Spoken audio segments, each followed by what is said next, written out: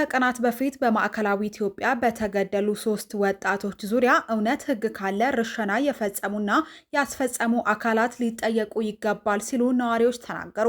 ሰላም፣ ይህ ዴሊ ወሬ ነው። ለአሁን የመራረጥንላችሁን ወሬዎች እናሰማችኋለን። በቅድሚያም አጫጭሮቹን። ኢትዮጵያ ውስጥ በደረሰው የአውሮፕላን አደጋ የሞተው ግለሰብ ቤተሰብ $29 ሚሊዮን ተፈረደለት። የአሜሪካ የአየር መከላከያ ስጋት ላይ መውደቁ ተሰማ። አሜሪካ ግዴታዋን እስካልተወጣች ድረስ የሆርሙዝ ወሽመጥ ዝግ ሆኖ ይቀጥላል ስትል ኢራን አስታውቃለች። በጋዛ ከግማሽ በላይ የሚሆነው ሕዝብ የንጹህ ውሃ እጥረት አጋጥሞታል ተባለ። እነዚህንና ሌሎች ወሬዎችን በዝርዝር እናስደምጣችኋለን። ቻናላችንን ሰብስክራይብ፣ ቪዲዮዎቻችንን ላይክ እና ሼር እያደረጋችሁ አብራችሁን ዝለቁ።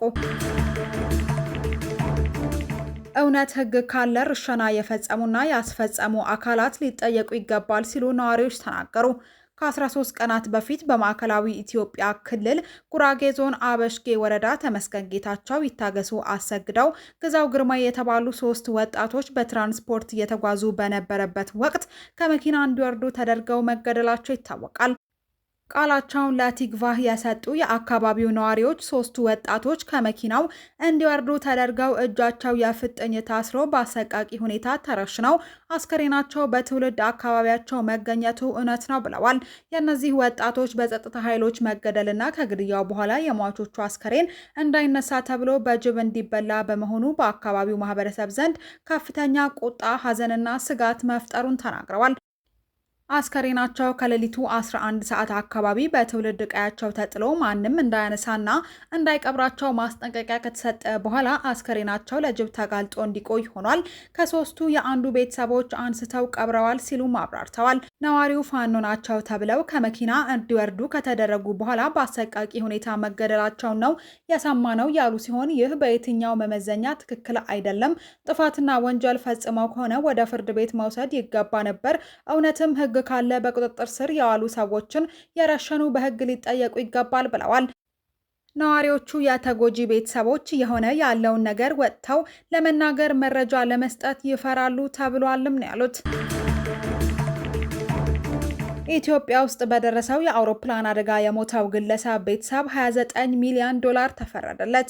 ኢትዮጵያ ውስጥ የዛሬ 7 ዓመት ገደማ በደረሰው የአውሮፕላን አደጋ የሞተው ግለሰብ ቤተሰቦች $29 ሚሊዮን ካሳ ተፈረደላቸው።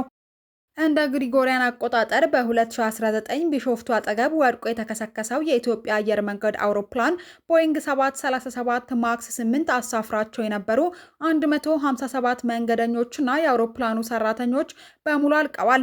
ለብዙ ወራት ከተደረገ ሙግት፣ ምርመራና ጥናት በኋላ አደጋው የደረሰው በአውሮፕላኑ የቴክኒክ ጉድለት በመሆኑ የአሜሪካው የአውሮፕላን አምራች ኩባንያ ቦይንግ ለአደጋው ተጠያቂ ሆኗል። በአደጋው ከሞቱት ሰዎች አብዛኞቹ ቤተሰቦች ከፍርድ ቤት ውሳኔ ውጪ በተደረገ ድርድር መጠኑ በይፋ ያልተነገረ ካሳ ከቦይንግ ተቀብለዋል የተባለው።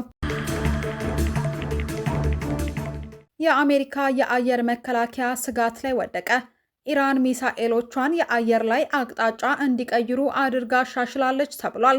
ኢራን በመካከለኛው ምስራቅ በሚገኙ የአሜሪካ ወታደራዊ ስፍራዎች ላይ የምታደርሰውን የኢላማ ምት የበለጠ አስፈሪ እንዲያደርግ አዲስ የወታደራዊ ቴክኖሎጂ ዘዴ ስራ ላይ ማዋሏ ተገልጿል። አዲሱ አሰራር ሚሳኤሎቹ ወደ ተተኮሱበት ኢላማ እየበረሩ ሳለ ድንገተኛ የአየር ላይ አቅጣጫ ለውጥ ማድረግ የሚያስችላቸው በመሆኑ የአሜሪካንን ዘመናዊ የአየር መከላከያ ስርዓቶች ጥሰው እንዲገቡና ድንገተኛ አደጋ እንዲያደርሱ ከፍተኛ እድል ሰጥቷቸዋል። ይህ የቴክኖሎጂ ምጥቀት አሜሪካ በመካከለኛው ምስራቅ ባሏት ወታደራዊ አቅምና የደህንነት መዋቅር ላይ ትልቅ ስጋት የደቀነ ሲሆን በቀጣይ በቀጠናው የሚኖረውን የኃይል ሚዛን ወደ አዲስ ምዕራፍ ሊያሸጋግረው እንደሚችል ወታደራዊ ተንታኞች በማስጠንቀቅ ላይ ይገኛሉ። በተያያዘ ሌላ ወሬ አሜሪካ ግዴታዋን እስካልተወጣች ድረስ የሆርሙዝ ወሽመጥ ዝግ ሆኖ ይቀጥላል ስትል ኢራን አስታወቀች። የሆርሙዝ ባህር መተላለፊያ በተመለከተ አሜሪካና ኢራን ተቃራኒ መግለጫቸውን ሰጥተዋል። የአሜሪካው ፕሬዝዳንት ዶናልድ ትራምፕ በኢራን ላይ የተካሄደው ጦርነት እየተባባሰ መምጣቱን፣ በሆርሙዝ ባህር ሰርጥ የመርከቦች እንቅስቃሴ ለአንድ ሳምንት ያህል ወደ ዝቅተኛ ደረጃ ቢወርድም አሜሪካ በሰርጡ ላይ ሙሉ ቁጥጥር እንዳላት ፕሬዝዳንቱ አስታውቀዋል። በተቃራኒው ቴህራን የትራምፕን አባባል በመቃወም የሆርሙዝ ሰርጥ አሜሪካ የሚጠበቅባትን ሁሉ እስክታሟላ ድረስ ክፍት እንደማይሆንና ኢራን በአሜሪካ ላይ ያላትን ተቃውሞ እንደምትቀጥል አረጋግጣለች። በሌላ በኩል በጋዛ የእርቅ ስምምነት ቢኖርም የእስራኤል ጦር ከአንድ ሳምንት በኋላ በጋዛ የአየር ጥቃት እንደገና ጀምሯል።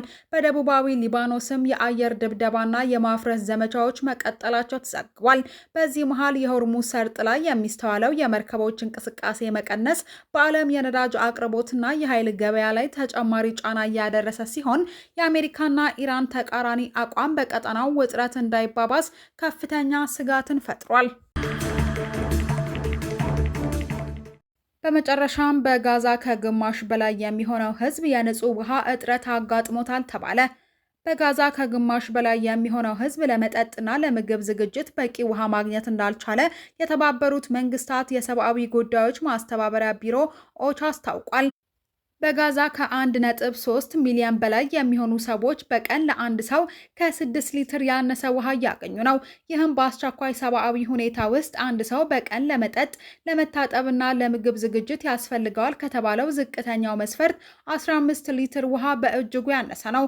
በተጨማሪም 700 ሺህ የሚጠጉ የጋዛ ነዋሪዎች በቀን ከ9 ሊትር በታች ውሃ ያገኛሉ። የውሃ እጥረት የግልና የቤት ንጽህናን ለመጠበቅ፣ ቤቶችን ለማጽዳትና የህፃናትን መሰረታዊ ፍላጎት ለማሟላት ከባድ ችግር መፍጠሩንም ኦቻ ጨምሮ ገልጿል።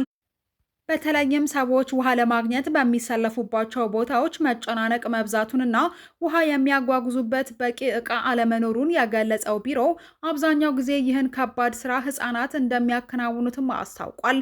የውሃ ቀውሱ የንጹሐንን የአካባቢ ጤና ችግርም እያባባሰ መሆኑን ኦቻ ጠቁሞ በጋዛ ካሉ ቤተሰቦች ግማሽ ያህሉ ብቻ መሰረታዊ የንጽህና አገልግሎት ወይም የግል መጸዳጃ ቤት የማግኘት እድል አላቸው።